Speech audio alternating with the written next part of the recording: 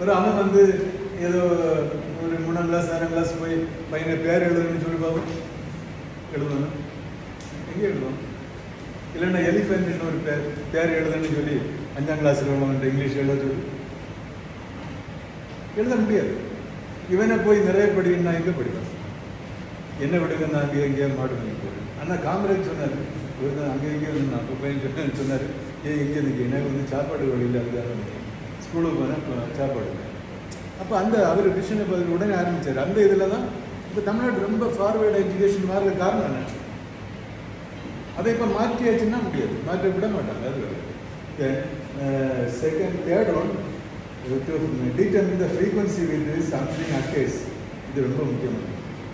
ஒரு ஏதாவது ஒன்று வந்து எவ்வளோ நேரமாக நடக்குது, எத்தனை தடவை நடக்குது, அதோட ரிலேஷன்ஷிப் இதெல்லாம் ரொம்ப யோசிக்க வேண்டிய மேட்டர். இப்போ வந்து என்னென்னா, இப்போ வந்து இப்போ நீங்கள் தான் பார்ப்பீங்க, சிலவங்க வந்து டீ சாப்பிட்றது, டீ வந்து ஒரு நாள் எத்தனை கப்பு டீ எடுக்கணும்,